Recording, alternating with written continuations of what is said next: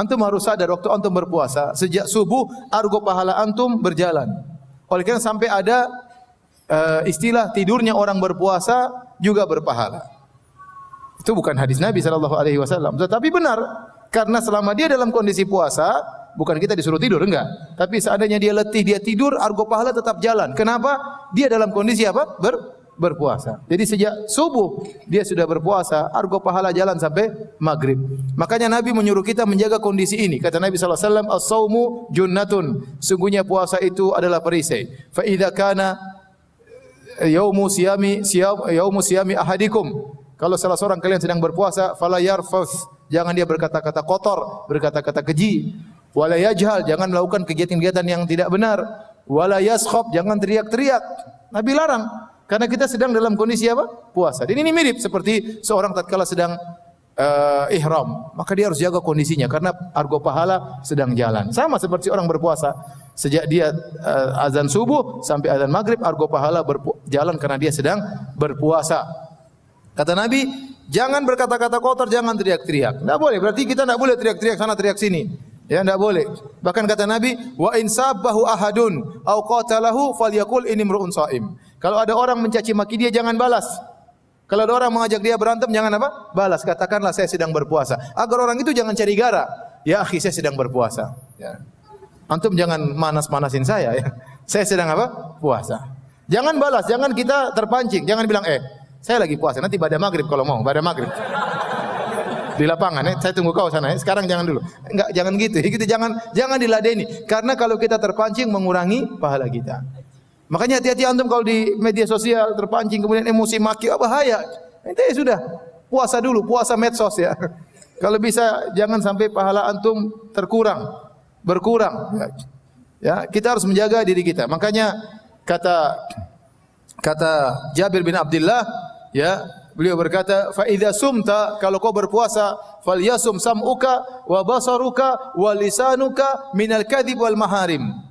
Kalau engkau sedang berpuasa, maka hendaknya lisanmu, hendaknya matamu juga berpuasa, hendaknya telingamu juga berpuasa, dan hendaknya lisanmu juga berpuasa. Jangan berdusta dan jangan kau melakukan mengeluarkan perkataan-perkataan yang haram. Wada anka adzal jar, jangan kau ganggu tetanggamu. Wal yakun alaika waqarun wa sakinah. Hendaknya kau dalam kondisi bersahaja, tenang, ya. Kata Jabir bin Abdullah, ya. Wala taj'al yauma saumika wa yauma fitrika sawaan, dan jangan kau jadikan hari puasamu sama seperti hari-hari biasa. Enggak boleh disamakan. Anda argo pahala sedang berjalan.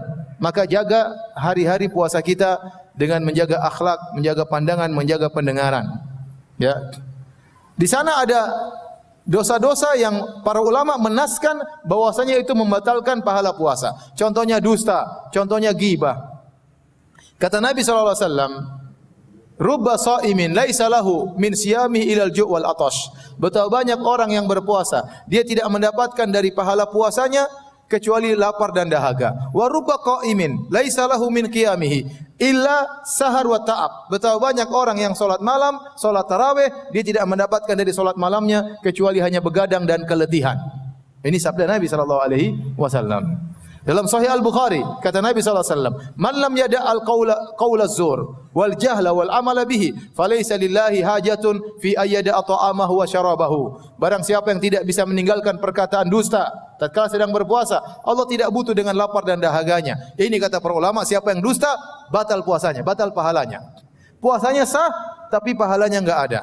Dan dalam Islam ada yang seperti ini, ibadahnya sah tapi pahalanya tidak ada. Contoh, seorang pergi ke dukun, maka solatnya tidak diterima 40 hari. Man ata kahinan aw arrafan fasalau an syai'in lam tuqbal salatu arba'ina yauman. Barang siapa yang datang ke dukun atau para tidak normal bertanya sesuatu, maka tidak diterima solatnya 40 hari. Dia solat 40 hari sah, tapi tidak ada pahalanya. Man syaribal khamra lam tuqbal salatu arba'ina yauman. Barang siapa yang minum khamar, dia sudah bertobat 40 hari, solatnya tidak diterima. Barang siapa berhaji dengan harta haram, tidak diterima hajinya. Kata sebagian orang dahulu, sebagian fuqaha mengatakan, barang siapa yang zaman dahulu berhaji dengan harta riba, harta haram, harta curian, harta merampok, harta menzalimi orang lain, maka dia pergi dengan ontanya, kemudian dia mabit di Mina pada tanggal 8 Zulhijjah, kemudian tanggal 9 dia pergi ke Arafah, kemudian dia wukuf di situ bersama ontanya, kemudian dia melanjutkan pergi ke Muzdalifah malam tanggal 10, kemudian selanjutnya, maka yang haji adalah ontanya bukan dia. Kenapa? Karena dia berhaji dengan harta yang haram.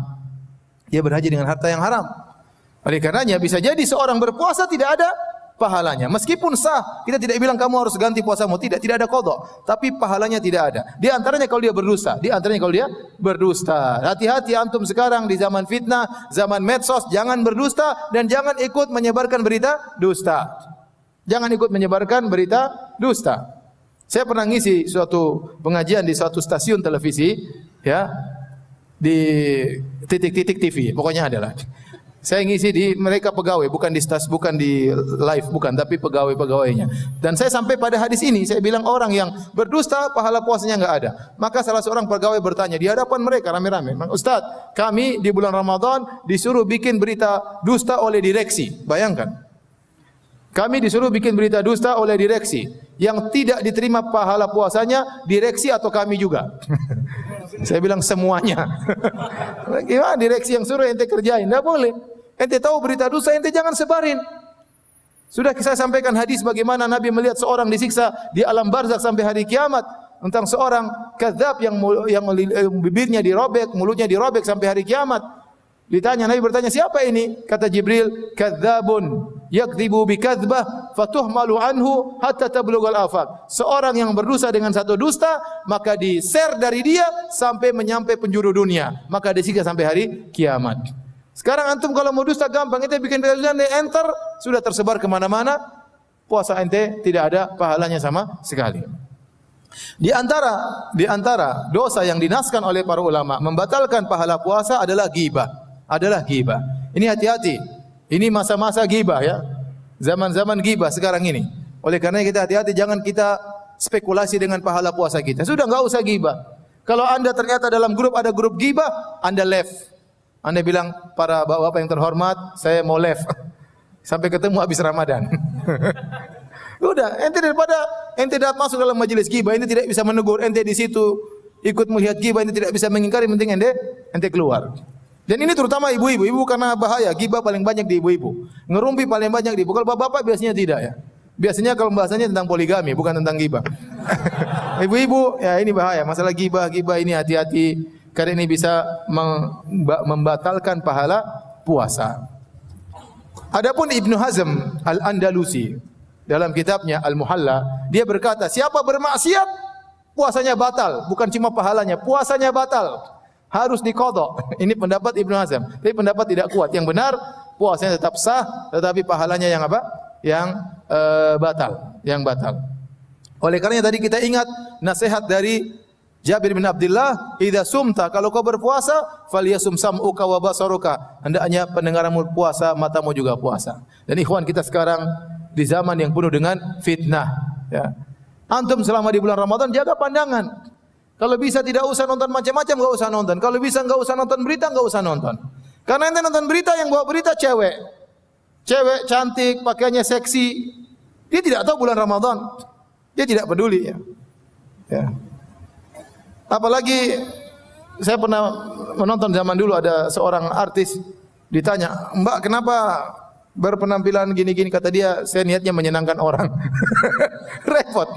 Bulan Ramadan dia pakai jilbab menyenangkan para penontonnya ya. Ini membuat pahala orang-orang kena roaming seluruhnya. Ya, berkurang.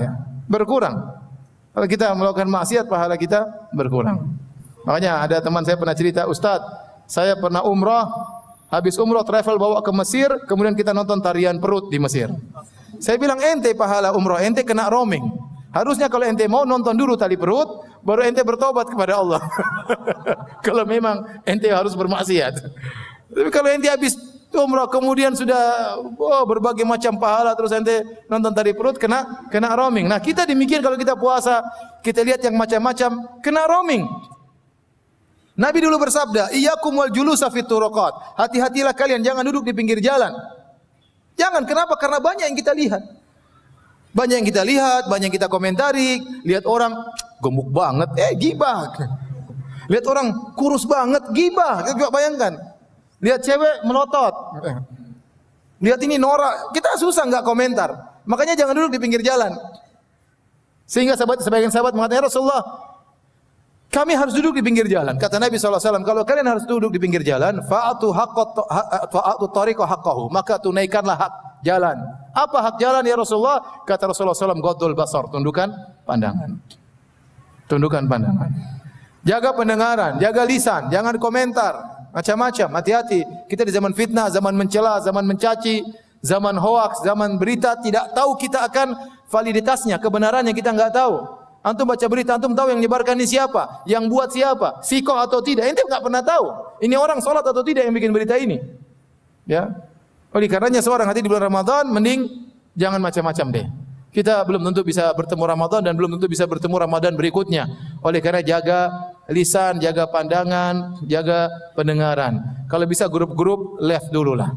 Ya, grup-grup kalau bisa ditinggalkan agar kita bisa konsentrasi beribadah di bulan Ramadan.